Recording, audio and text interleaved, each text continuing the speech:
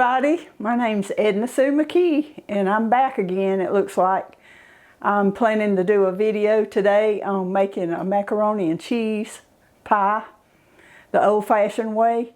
I haven't made any videos probably in the past year because I had a really rough year this past year, and my husband's been talking to me about you need to get back and do one again. So I'm going to give it a shot. I'm probably a little rusty, but we'll see what we can do. And so I've pre-measured and I did a lot of preparation to get ready to put all this stuff together. And what you're going to need to start with is a good sized baking dish. And I'm going to use a little bit of Pam and just spray it lightly. And get that fixed like that. And what I've used is 16-ounce box of elbow macaroni. I use the entire box. And what you do is get you a boiler about this size, and I filled it up with water to the handles. And I turned it on high, put a little salt in the water, and then I empty it. Once it starts boiling, you put the elbow macaroni in the water and you just start stirring. If you don't have to constantly stir, but it's best to stir really often because it will stick.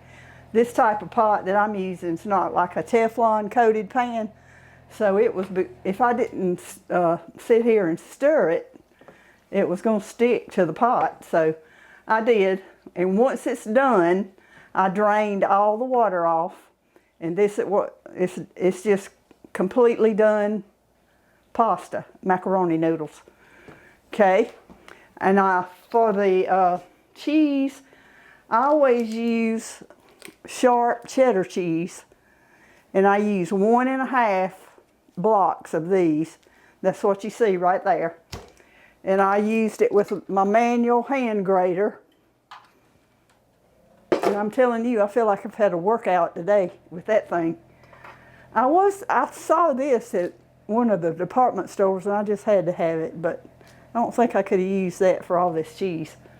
But it was cute. So you take 1 stick of butter and you cut it up in little pieces. And then in a bowl, I took 5 eggs. And I'm going to mix these to beat them up.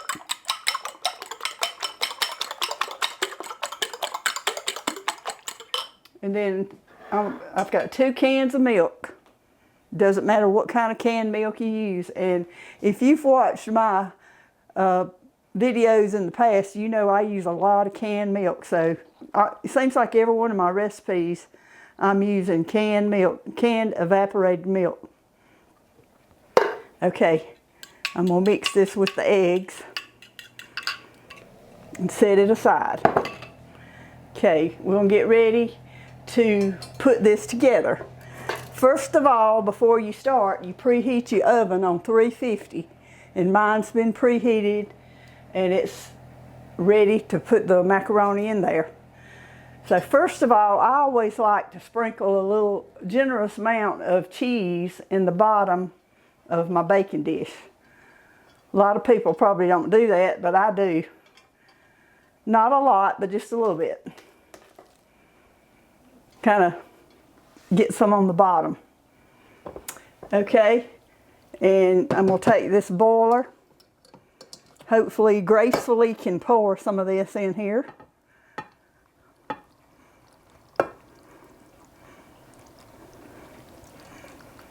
That box, that 16-ounce box of noodles makes a good bit. So, I'm going to use that much for right now. If I see that I need a little bit more, I'll go back and add some. Okay, I got all my noodles in there, so I'm going to start putting the cheese in there and mixing it up, stirring it around, getting it mixed with the pasta. This is a great macaroni pie recipe. A lot of people like like my granddaughter, she prefers the creamy macaroni and cheese, but I was raised on macaroni pie, where you put the eggs and the milk and butter in it. So that's my favorite one. Okay, I'm gonna take this, give it a stir, mix all this cheese up. You can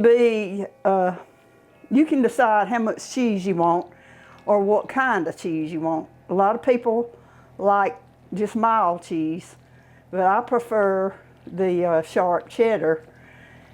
I used to live up near Kelly years ago, and they had a little place called Kelly Store, and I would go up there and buy. They had the hoop cheese, and that cheese is the best of all. It's got the red wax all around it, and that makes the best macaroni and cheese. Okay, looks like we got the cheese pretty much distributed in the macaroni.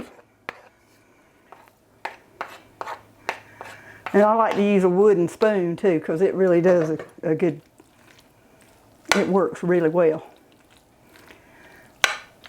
All right, I'm gonna take this butter and I'm gonna put pieces of it here and there down in the macaroni, and then mix it again.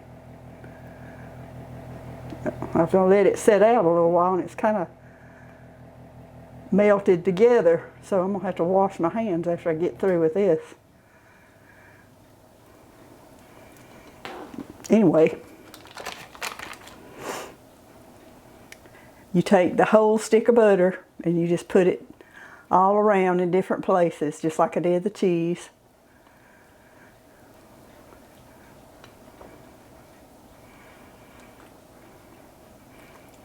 This is such a great recipe too, and it goes good with any kind of meat that you fix, or like fresh vegetables and things like that. I'm back from cleaning my hands. All right, I'm gonna give this a little mix.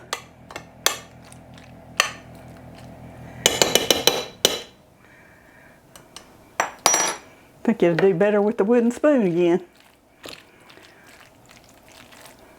Just get it kind of buried down in there in the pasta, because once you put it in the oven, it's going to melt. Okay, now we're going to add the egg mixture. Make sure your eggs are well beaten. Whoops.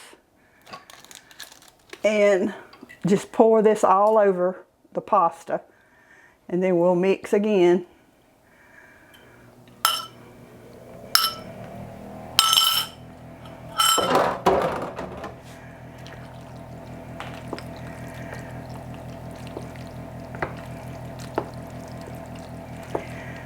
Make sure everything is just distributed evenly if you can, especially the cheese.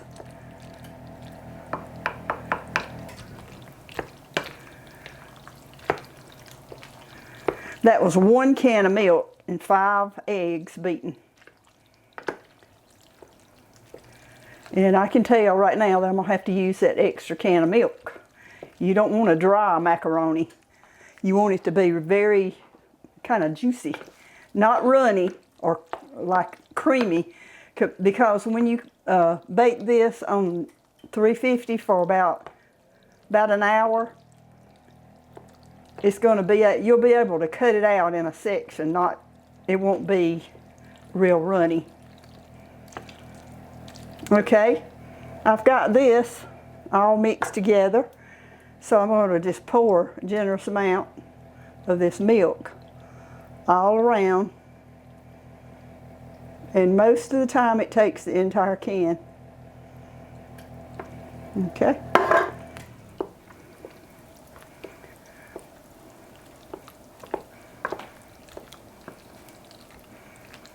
Save a little bit of your cheese to garnish the top of it.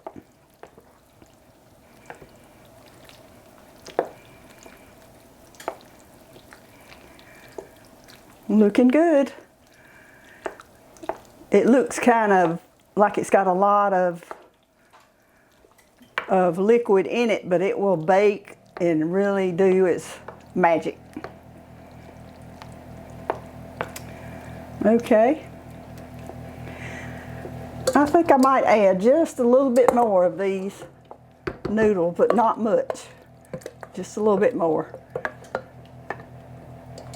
There's a little bit left in the around the sides of the pan. And this pan is a 9 by 13 baking dish.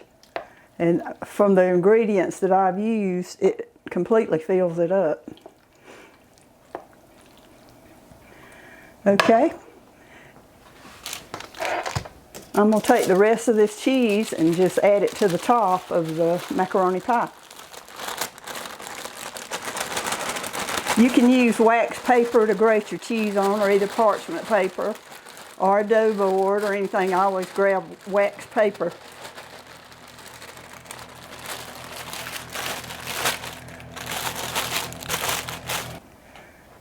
Okay, after you put all the ingredients together in the steps that I showed you, I learned this from my mother. You take a generous amount of soda crackers. I took about a dozen, I think, and you just crumble them on top of it. And the oil from the butter and the cheese will bake that and make such a delicious little crunchy crust. And so that, as you can see, it's ready for the oven now. And you're going to put this in a 350-degree oven for 1 hour. Keep an eye on it. You can tell when it starts bubbling and kind of turns golden brown on top. But let me recap again. I took 1 16-ounce box of elbow macaroni, and I used 1.5 blocks of this type of cheese. You can whatever cheese of your choice. This is 1 pound block. And I grated it up, and I used 1 stick of butter and 2 cans of evaporated milk, and mixed all this together in the steps that I just showed you. And so, Jerry, are you going to put it in the oven for me? Well, my macaroni and cheese pie has been cooking for 60 minutes, and let's see what it looks like. It's been cooking on 350 for 60 minutes, and it looks delicious. Ready to sit out and cool a little bit so I can handle it. Okay, you can see this is the finished product right here. This is a delicious dish, and I promise you that your family will enjoy it. And I hope you will try it out. Let me know if you do. In the coming weeks, I'm going to try my best to do some more videos. One of the videos that I plan to do is one that Susan gave me that we found on the internet, and she's cooked it and I've cooked it, and I'm going to put it on as one of my videos. So it's called Creamy Chicken Pot Pie Orzo. It is so good if you love pasta.